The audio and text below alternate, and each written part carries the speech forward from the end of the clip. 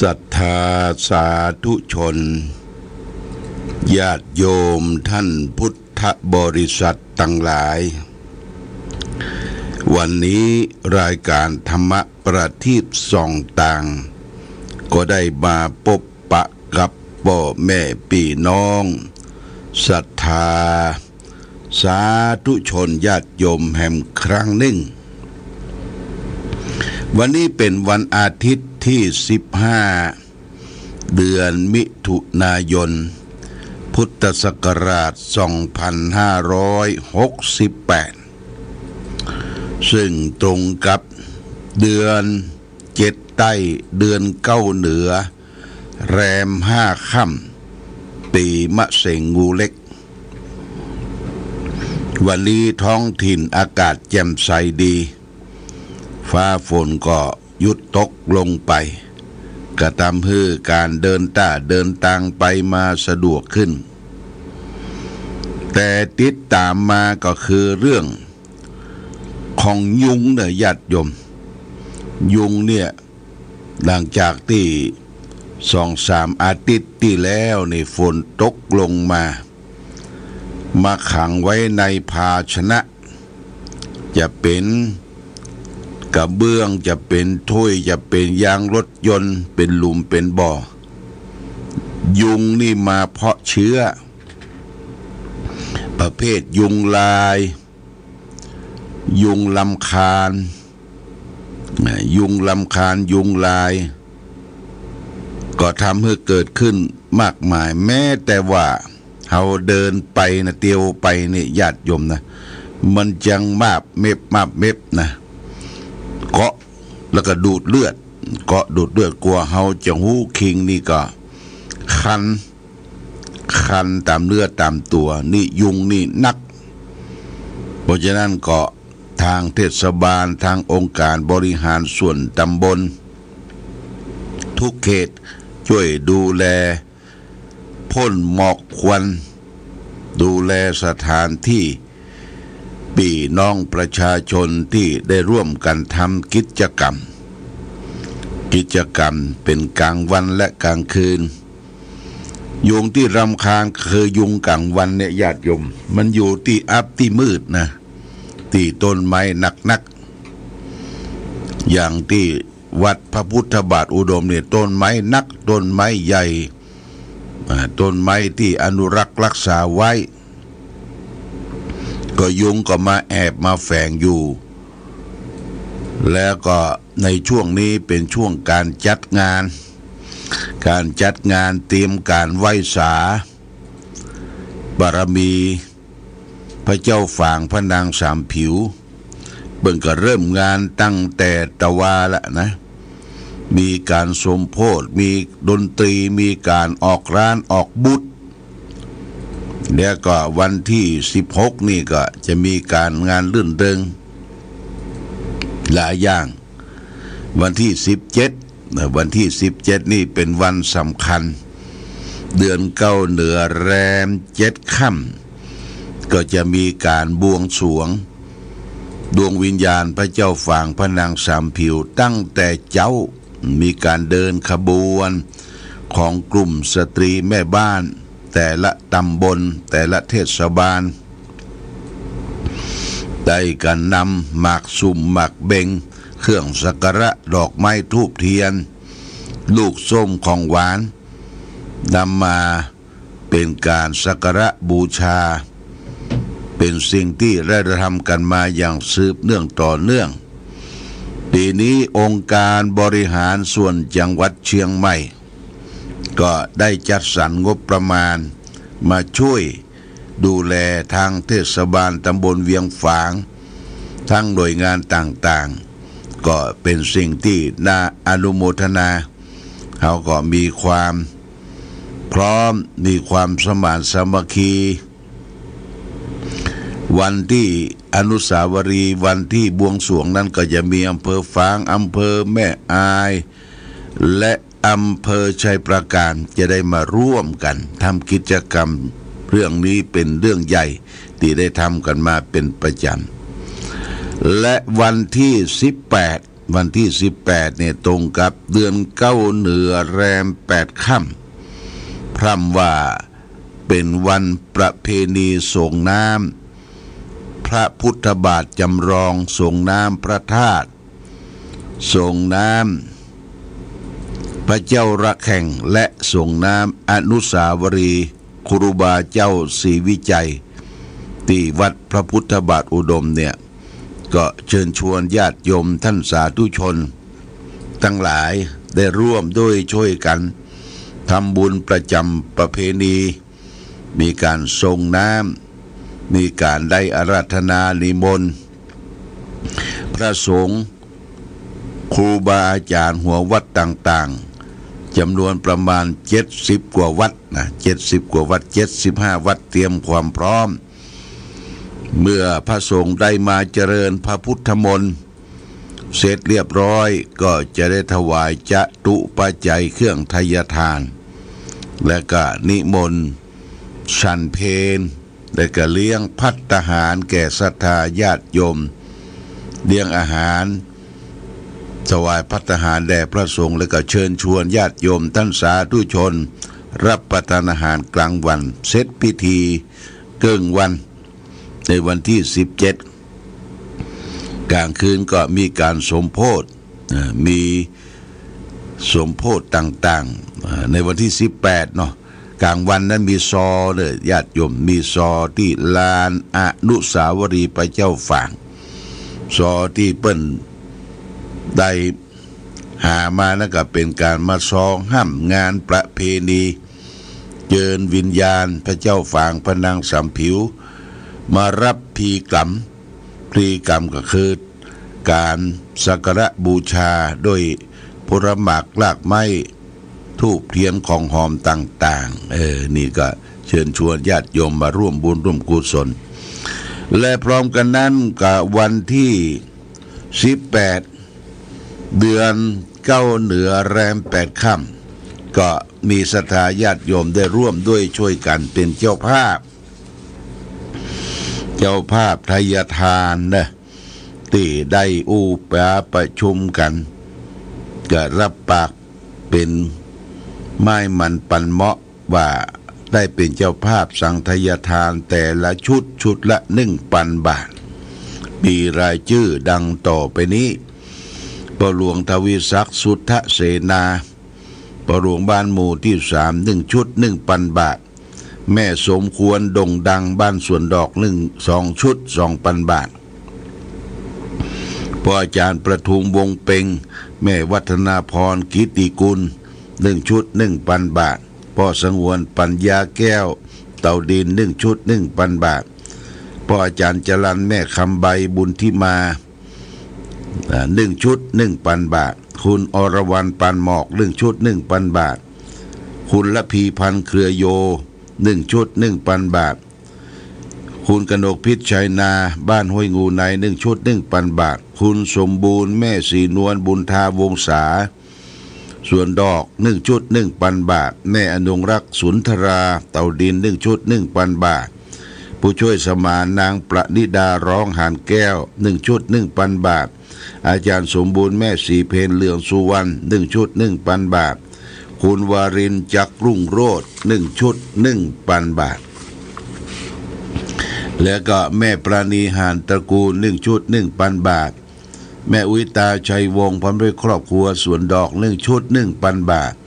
แม่เพนพรชัยเกศสวนดอก1 ชุด 1,000 บาทแม่สมจิตธรรมสอนบ้านเต่าดิน1 ชุด 1,000 บาทแม่วราเพนแสงทองแม่จิรพันธ์ใจตา1 ชุด 1,000 บาทอาจารย์จำยง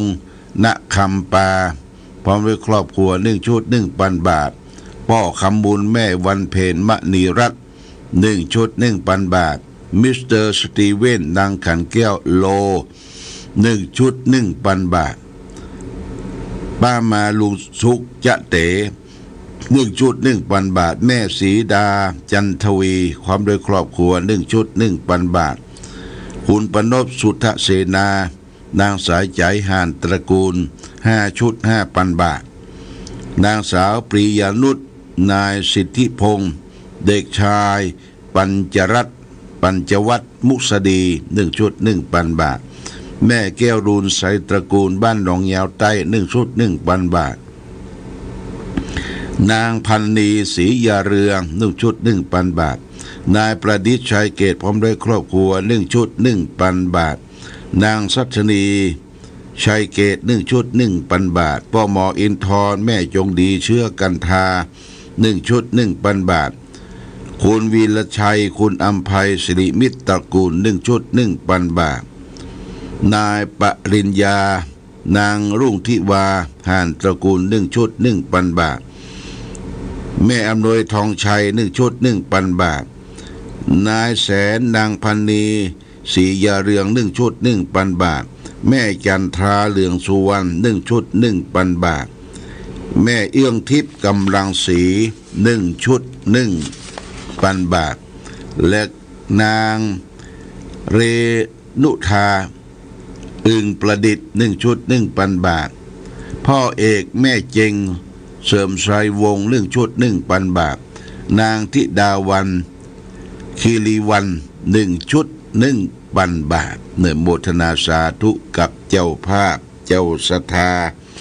ที่ได้รับเป็นเจ้าภาพเจ้าศรัทธาก็ยังบักกุ้มเตี้ยเลยญาติโยมนะถ้าใครทราบข่าวตอนนี้ได้ประมาณ40 ชุดทั้งหมดมันมี70 กว่าชุดนี่ก็ขอเชิญชวนญาติโยมท่านสาธุชนได้ร่วมเป็นเจ้าภาพเจ้าศรัทธาในงานส่งน้ำของวัดพระพุทธบาทอุดมในวันที่18มาประเคนเองเนาะมาประเคนเองแล้วก็มาร่วมกันส่งน้ำพระพุทธบาทจำลองเจดีย์อนุสาวรีย์ครูบาเจ้าศรีวิจัยและองค์พาลาพระเจ้าละแข่งเนี่ยญาติโยมนะอันนี้เชิญชวนมาร่วมบุญร่วมกุศลด้วยกันและวันที่19ก็เป็นวันสำคัญวันหนึ่งของทางอำเภอฝางอำเภอแม่อายและอำเภอชัยปราการจะได้เดินทางไปวางศิลาฤกษ์สร้างประทับองค์พระนอนปรางปรินิพพานที่พุทธมณฑลจังหวัดเชียงใหม่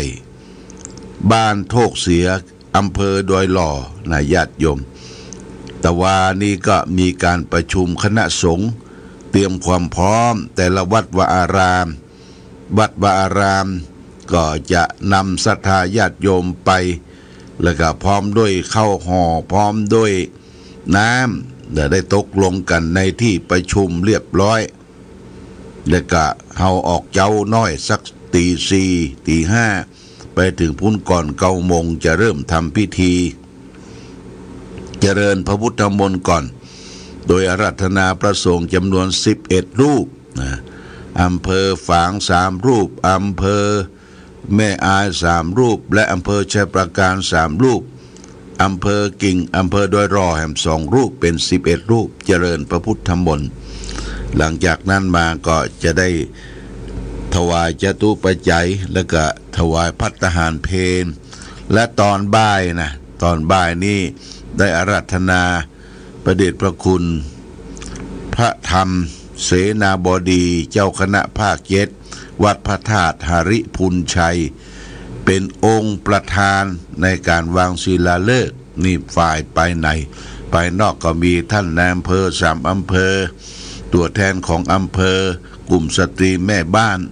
ได้ไปร่วมกันนะในวันที่19นะตรงกับเดือน9เหนือแรม9 ค่ำเก้าทั้งนั้นญาติโยมเพื่อเหมือนเก้าหน้าเจริญและสำหรับเจ้าภาพที่รับเป็นเจ้าภาพไม้มงคลอิฐมงคลและวัตถุมงคลต่างๆก็เชิญชวนจะได้จัดไว้เป็นชุดนะญาติโยมก็จะได้ไปตอกไม้มงคลก่อนเตี้ยงเนี่ยให้ทำเสร็จและเตี้ยงแล้วก็จะได้วางแผ่นศิลาฤกษ์อันนี้เชิญชวนญาติโยมเป็นเจ้าภาพไม้มงคลแล้วก็มีเจ้าคณะพระสังฆาธิการทั้ง3 อำเภอเนี่ยไปร่วมกันอันนี้ก็ขอเชิญชวนญาติโยมท่านสาธุชนร่วมด้วยช่วยกันในการจัดงานวางศิลาฤกษ์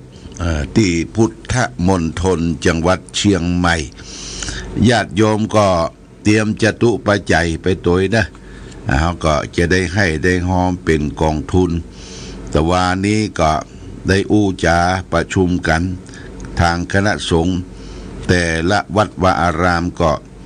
คือระยะเวลา3 ปีญาติโยม3 ปีนี่กองทุนทั้งหมดนั้นก็ประมาณ6 ล้านบาท6 ล้านบาทที่จะได้สร้างอาคารสถานที่จุดนี้เขาก็คือเวลากัน3 ปีวัดละ 20,000 30,000 40,000 50,000แล้วแต่อันนี้ก็ขอเชิญชวนญาติโยมท่านสาธุชนทั้งหลายได้ร่วมด้วยช่วยกันเนอะในวันที่19 เดือน 9เหนือแรม 9 ค่ำณที่พุทธมณฑลบ้านโทกเสืออำเภอดอยหล่อจังหวัดเชียงใหม่ก็จะได้ไปพร้อมเพียงกันณที่หันวันนี้ก่อนจากกันก็ได้นำธรรมะมาฝากคือแก่ญาติโยมท่านสาธุชนเป็นภาษาบาลี